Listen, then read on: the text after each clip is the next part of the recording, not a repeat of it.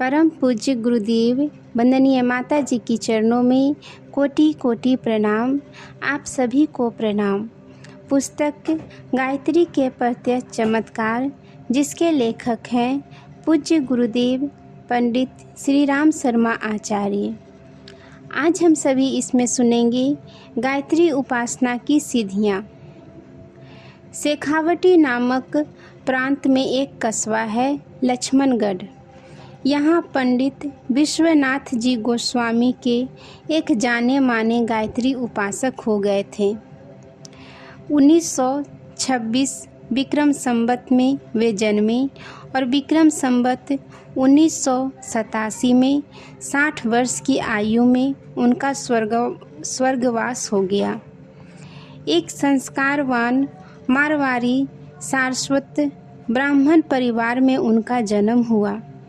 पहली पत्नी के निधन के बाद दूसरा विवाह हुआ। जब दूसरी पत्नी का भी देहावसान हो गया तो उन्हें गहरे आघात से वैराग्य उत्पन्न हुआ।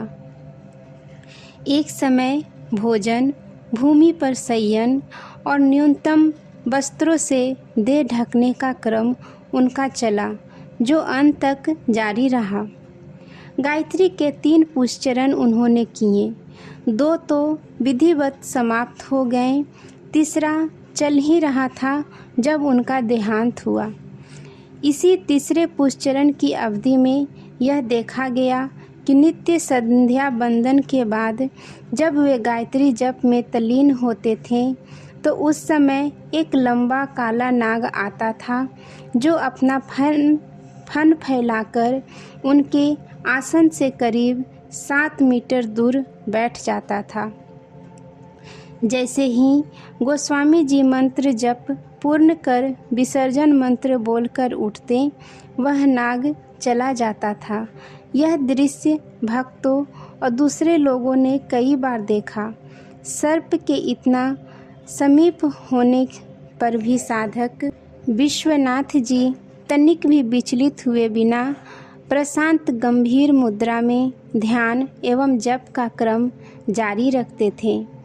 गायत्री माता की शक्ति संभवतः इस रूप में उन्हें दर्शन संरक्षण देने आती थी। इन्हीं गोस्वामी के आशीर्वाद के फलस्वरूप सीकर का एक भक्त बीरावत, जो पहले नितांत सामान्य आर्थिक स्थिति का था, बहुत वैभव संपन्न एवं समृद्धिशाली हो गया। उस परिवार के सदस्य तब से गोस्वामी जी को ही अपना कुल गुरु मानते थे और अपने कुल के छोटे बालकों के मुंडन संस्कार बराबर उनकी समाधि पर करते थे। संकटों के समय उन्हीं गोस्वामी जी की ही मनौती यह परिवार करता है और उन्हीं में विश्वास रखकर अपनी मनोकामनाओं की पूर्णता पाता है। इसी प्रकार अनेकानेक अन्य लोगों को भी उनके आशीर्वाद के कारण प्रत्यक्ष भौतिक एवं आंतरिक लाभ मिले हैं। अब उनकी जप स्थली गोसाई जी का बाग नाम से मशहूर है और उनके स्वर्गोरोहण की तिथि पर लक्ष्मणगढ़ के कितने ही लोग उनके दर्शन के लिए आते हैं। गोस्वामी जी 12 वर्षों तक मात्र दूध और फलों के आहार पर ही रहे थे।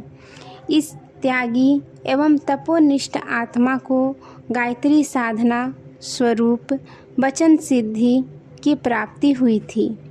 इसी कारण सामान्य स्थिति वाला बीरावत परिवार करीब 20 लाख की संपत्ति का स्वामी बना।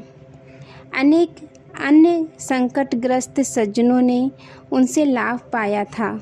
उनके दत्तक पुत्र पंडित ज्वाला दत्त जी उन्हीं गोसाई जी के बाग में रहते थे। वे ना तो अधिक पढ़े लिखे थे और ना ही विशेष पूजा पाठ करते थे, फिर भी अपने पिताजी के आशीर्वाद से वे स्वस्थ सानंद शांतिपूर्ण जीवन जी रहे थे।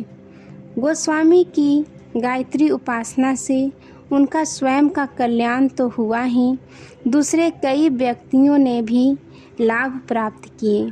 यह स्वाभाविक ही है। सर्वशक्तिमान गायत्री माता की शरण में जाने वाला कोई भी साधक गोसाई जी जैसों से प्रेरणा प्राप्त कर श्रद्धापूर्वक साधना करके भौतिक एवं आध्यात्मिक संपदाएं निश्चित ही प्राप्त कर सकता है। आज के लिए यहीं तक। आप सभी को धन्यवाद। जय माँ गायत्री।